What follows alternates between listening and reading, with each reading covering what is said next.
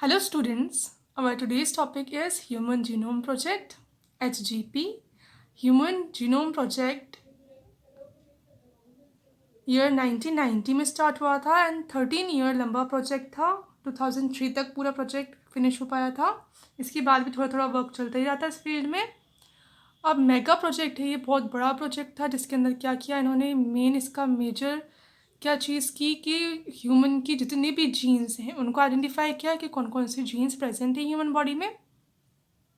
And साथ में जो बेस पेयर्स प्रेजेंट है किसी एक क्रोमोसोम में, किसी एक क्रोमोसोम में एक डीएनए का जो मॉलिक्यूल है उसके अंदर जो बेस पेयर प्रेजेंट है उनका सीक्वेंस पता लगाया पूरा। तो ऐसे ही ह्यूमंस में कितने क्रोमोसोम होते हैं, कितने टाइप के क्रोमोसोम होते हैं, टोटल 24 टाइप के क्रोमोसोम होते हैं। सारे जो भी क्रोमोसोम्स होते हैं वो पेयर्स में होते हैं। तो टोटल कितने पेयर हो गए, 23। अब 23 तो एक को अपन पता लगा लेंगे एक का सीक्वेंस, तो दूसरे का सीक्वेंस पता चल ही जाएगा क्योंकि एक जैसे ही होते हैं दोनों। अब एक होता है एक्स एंड, इनमें से एक है एक्स एंड वाई, तो फिर इन दोनों को पता लगाना पड़ेगा, ये दोनों डिफरेंट होते हैं। तो 23 में 22 पेयर तो एक जैसे, तो इनमें से तो 22 का ही पता लगा लिया। और जो एक पेयर है एक्स एंड वाई वाला, इसमें फिर दोनों क्रोमोसोम का पता लगाया, तो ऐसे 22, 23, 24 टोटल कितने क्रोमोसोम के सीक्वेंस का पता लगाया, 24 क्रोमोसोम्स के सीक्वेंस का पता लगाया कि उसमें बेस पेयर का सीक्वेंस क्या था जो क्रोमोसोम के अंदर डीएनए मॉलिक्यूल प्रेजेंट है उसके अंदर। अब ये मेगा प्रोजेक्ट इसको क्यों कहा, क्योंकि एक तो बहुत टाइम लिया इस प्रोजेक्ट ने कंप्लीट होने में, फिनिश होने में 13 ईयर्स लग गए। इसमें इकोनॉमिकली भी ये बहुत बड़ा प्रोजेक्ट था, बहुत ज़्यादा इसमें इन्वेस्ट किया लोगों ने और मनी कंजप्शन भी बहुत ज़्यादा हुआ, और साथ में इतने सारे बेस सीक्वेंस का पता लगाया। तो इस सब के अकॉर्डिंग ये बहुत ही बड़ा प्रोजेक्ट था, इसलिए इसको कंसिडर करते हैं मेगा प्रोजेक्ट। अब अपन कहें कि किसी कोई ऑर्गेनिज्म है, उसका डीएनए सीक्वेंस जैसा होगा वैसा ही वो ऑर्गेनिज्म होगा। और अगर दो ऑर्गेनिज्म एक दूसरे से डिफर कर रहे हैं, अलग अलग दिख रहे हैं, तो उनका जो डीएनए है वो भी क्या होगा, डिफरेंट होगा। अब डीएनए का क्या डिफरेंट होगा, सीक्वेंस डिफरेंट होगा। तो अगर ऐसे सीक्वेंस का पता लगा लें तो ये बहुत ज़्यादा यूज़फुल होगा। अपन ऐसे हर ऑर्गेनिज्म के सीक्वेंस का पता लगा लें तो इससे बहुत सारी चीज़ों में हेल्प मिल सकती है, डिजीज़ के बारे में पता चल सकता है और अदर बहुत सारी इंफॉर्मेशन मिल सकती है। The genetic makeup of an organism lies in its DNA sequence. अब कैसा होगा, उसके अंदर जीन्स क्या होंगी या उसके जो फिनोटाइप है वो भी कैसा होगा, सब चीज़ किस पे डिपेंड करती है, डीएनए सीक्वेंस पे। डीएनए सीक्वेंस यानी उसके बेस पेयर्स का sequence. And if any two individuals differ from each other, और अगर टू इंडिविजुअल हैं वो एक दूसरे से डिफर करेंगे, then there should also be difference in their DNA. क्या होगा, तब उसके डीएनए में भी डिफरेंस होगा, एटलीस्ट एट सम प्लेसेस। अगर बहुत सारी कॉमन चीज़ें भी हैं उनमें, फिर भी बिल्कुल एक जैसा नहीं होगा, हमेशा क्या होगा, थोड़ा तो डिफरेंट हो गई। These assumptions lead to the idea of determining the complete DNA sequence of human genome. इसलिए क्या आइडिया निकाला साइंटिस्ट ने, क्या आइडिया आया उनको कि क्यों ना अपन ह्यूमन का जो जीनोम है यानी इसमें जितने भी जीन्स प्रेजेंट है उस सबको उन सब जितना भी जो भी डीएनए प्रेजेंट है जितने भी क्रोमोसोम में, उन सब का अपन सीक्वेंस डिटरमाइन कर दें कि उनका सीक्वेंस क्या है, and consequently of human genome project. और इसी आइडिया के बेसिस पे उन्होंने क्या स्टार्ट कर दिया, human genome project. It was a mega project. अब मेगा प्रोजेक्ट था विच टुक 13 ईयर्स, जिसको कंप्लीट होने में 13 ईयर्स लगे, अभी भी पूरी तरह से फिनिश नहीं हुआ। First completion that is from 1990 to 2003, इतने टाइम तक ये चला। It was coordinated by the US department of energy and the national institute of health. दो डिपार्टमेंट्स जो थे उन्होंने इस फील्ड में वर्क किया, इस प्रोजेक्ट के लिए वर्क किया।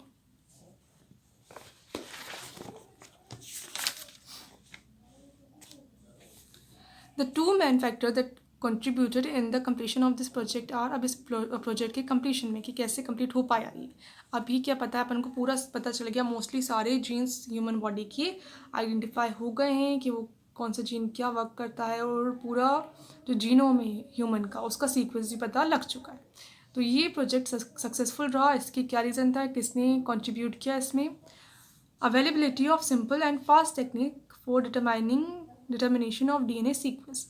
अब पहले के टाइम पे इतनी टेक्नोलॉजी नहीं थी, तो डीएनए का सीक्वेंस पता लगाना चाहते उस टाइम पे तो पता नहीं चलता। पर इस टाइम पे मॉडर्न टाइम पे क्या अवेलेबल हो गई थी, simple and fast techniques available हो गई थी डिटरमाइन करने के लिए सीक्वेंस को, तो बहुत ज़्यादा मेहनत नहीं करनी पड़ी, डिटरमाइन हो गया ईजिली सीक्वेंस डीएनए का। Genetic engineering techniques which help to isolate and clone any segment of DNA.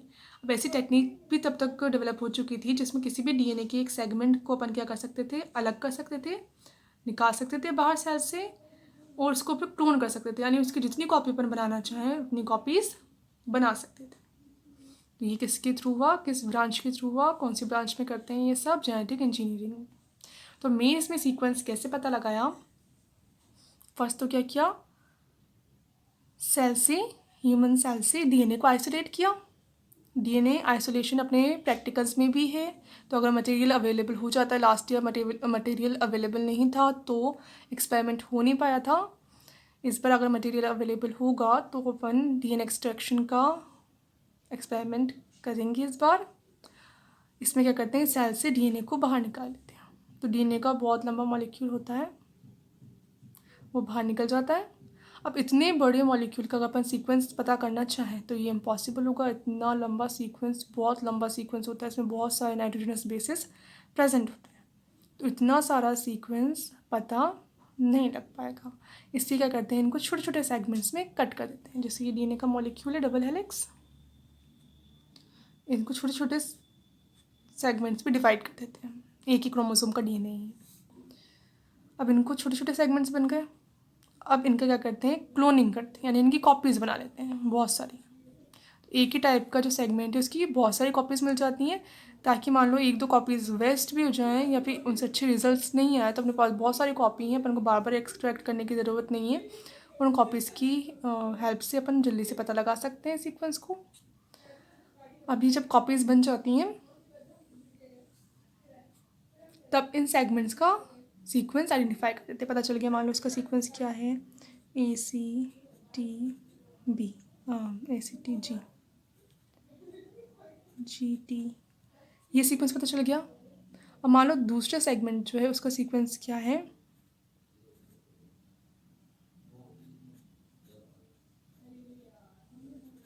ये। अब ऐसे अपन क्या करेंगे, देखेंगे ऐसे ज़रूरी नहीं एक ही डीएनए को अपन यहाँ से काटें, और भी डीएनए मॉलिक्यूल थे एक ही टाइप के, उनको अपन ने कट कर लिया। तो कोई मान लो यहाँ से कट हुआ, कोई थोड़ा बड़ा कट के हो गया दूसरे टाइम पे, और थोड़ा कहीं और से कट हो गया, तो ऐसे छोटे बड़े सीक्वेंस बन जाते हैं डीएनए के। अब अपन इनको पूरा इसकी लेंथ कैसे पता लगाएंगे, पूरा टोटल सीक्वेंस अपन देखेंगे ओवरलैपिंग सीक्वेंस। अब जैसे इसकी लास्ट में क्या आ रहा है, GT, और दूसरा है एक मान लो ATCE। अब ये तो इससे रिलेट नहीं कर रहा, ये इससे, पर इसका सीक्वेंस इससे मैच कर रहा है थोड़ा, जैसे GT आ रहा है, इसमें GT आ रहा है, तो अपन क्या मान सकते हैं कि ये एक सेगमेंट होगा यहाँ से यहाँ तक, और दूसरी बार में वो थोड़ा ऊपर से कट हो गया तो उतना उसके अंदर आ गया, यानी ये एक ही, यानी इसके बाद का सीक्वेंस क्या हो जाएगा फिर, CGA। ऐसे और मान लो दूसरा सेगमेंट जिसमें इतना ओवरलैप कर रहा है तो उसके बाद का जो है उस पता चल जाएगा, इसके बाद वो वाला आएगा। ऐसे ही पूरा सीक्वेंस पता चल जाता है, पूरा मैकेनिज्म इसका आएगा भी आगे, अभी तो इसी शॉर्ट में है, नेक्स्ट लेक्चर में आएगा। तो मेन क्या किया, एक ह्यूमन सेल से डीएनए मॉलिक्यूल को सेपरेट कर दिया, फिर उसको छोटे छोटे पीसेस में ब्रेक डाउन कर दिया, फिर उन पीसेस का सीक्वेंस आइडेंटिफाई किया, फिर उस सीक्वेंस में जो ओवरलैपिंग सीक्वेंस के सेगमेंट्स थे उनके अकॉर्डिंग उसकी पूरी चेन या पूरा जो सीक्वेंस है एक डीएनए मॉलिक्यूल का वो पता लगा लिया। Human genome project was called a mega project. अब इसको क्या कहा, एक मेगा प्रोजेक्ट कहा, because of the following reasons. अब क्या रीजन्स थे कि इसको मेगा प्रोजेक्ट कहा, कंसिडर किया। The human genome is said to have approximately 3 × 10⁹ BP। अब ह्यूमन जीनोम में अपन देखें, कंसिडर करें तो इसकी लेंथ क्या होगी टोटल ह्यूमन जीनोम की, सब डीएनए मॉलिक्यूल्स को कंबाइन करके कितनी होगी, 3 × 10⁹ BP। इतना लंबा मॉलिक्यूल है, यानी इसमें कितने बेस पेयर्स प्रेजेंट है, इतने सारे base pairs present, 3 billion. And if the cost of sequencing is $3 per BP, यानी अब एक बेस को पेयर को अपन अगर आइडेंटिफाई करें, उसका सीक्वेंस पता लगा रहे हैं कि हाँ ये वाला यहाँ है मान लो, तो इसमें कितना अपने आ रहा है, कॉस्ट कितनी पड़ रही है इसकी, $3 US।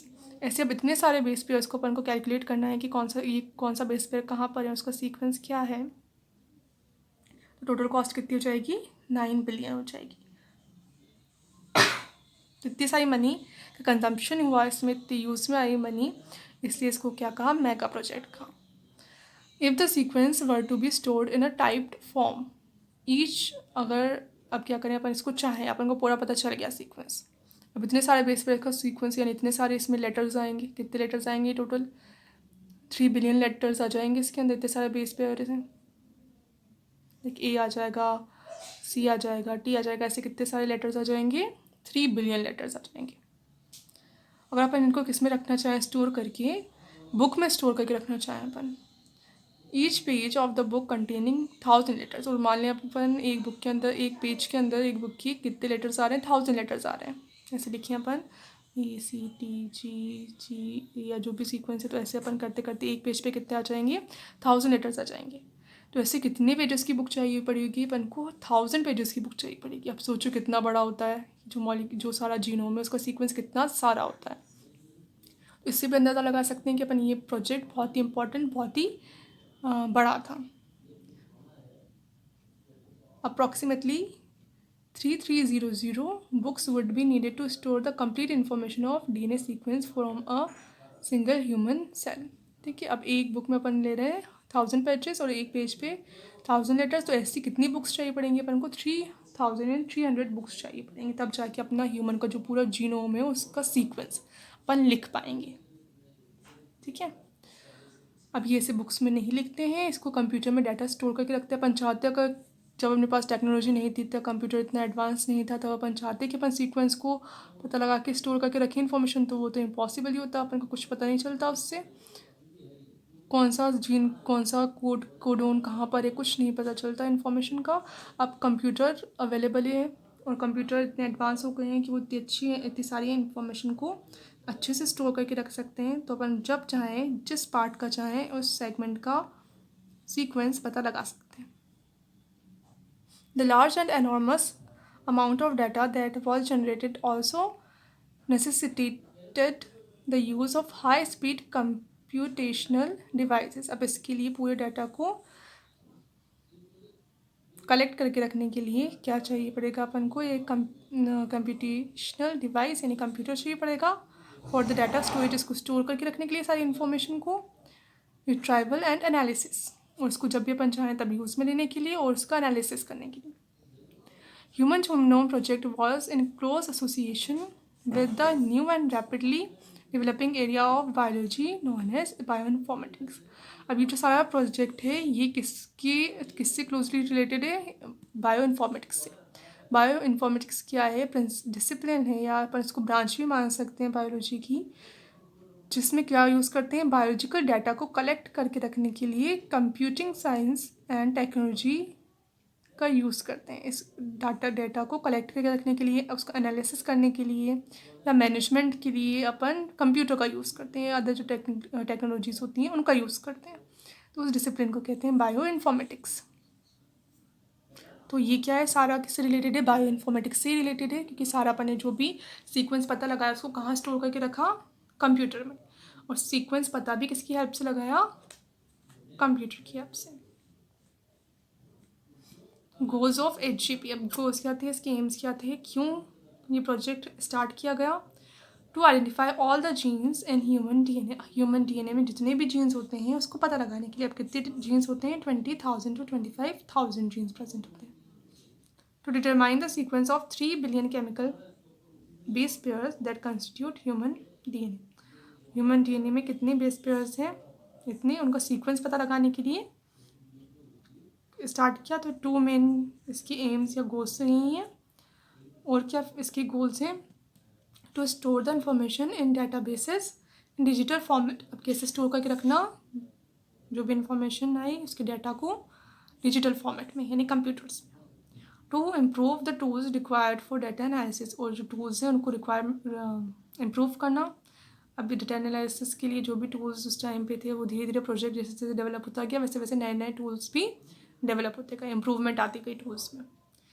The transfer to transfer the related technology to other sectors like industries. अब ये जो बायोलॉजिकल नॉलेज थी इसको अपन ने किस में यूज़ किया, जो इंडस्ट्रीज़ हैं फिर वो ये नॉलेज उसमें भी काम में आई। अब जैसे मेडिकल इंडस्ट्रीज़ हैं या अदर जो भी इंडस्ट्रीज़ हैं उसमें ये क्या होता है, एक बार जीने का सीक्वेंस पता चल जाए तो उससे अपन कंपेयर करके कोई डिजीज़्ड जो जीन है या डिजीज़्ड सीक्वेंस है उसका पता लगा सकते हैं। तो मेडिकल फील्ड में इसका बहुत यूज़ होता है। To address the ethical legal and social issues that could arise from the project. अब इसका क्या था, इस प्रोजेक्ट से एथिकल इश्यूज़ या लीगल इश्यूज सोशल इश्यूज़ भी अराइज हो सकते थे कि ऐसा अपन को नहीं करना चाहिए एथिकली या लीगल नहीं है पूरा जीन्स का पता लगाना। तो उसको भी ओवरकम करना था इस प्रोजेक्ट को साथ के साथ कि ये प्रोजेक्ट अच्छे से वर्क भी करे, अपना काम करे, साथ में कोई जो भी इश्यूज़ अराइज हो रहे हैं उनको भी ये सॉल्व करता जाए या बताए कि नहीं ये सारे जो भी इश्यूज़ हैं ये सही नहीं है। जो सीक्वेंस पता लगाना क्या होगा, हेल्पफुल ही होगा, इससे कोई भी हार्म नहीं। बेनिफिट्स ऑफ HGP, बेनिफिट क्या क्या होंगे इससे फ्यूचर में।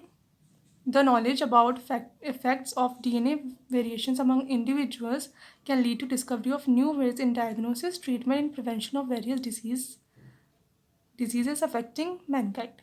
अब दो इंडिविजुअल हैं, इनके अपन कंपेयर करें, एक तो हेल्दी है दूसरे में कोई डिजीज़ है, तो अपन इसका कंपेयर करके इनकी सीक्वेंसेस का कंपैरिजन करके पता लगा सकते हैं कि किस जीन की वजह से ये डिज़ीज़ है।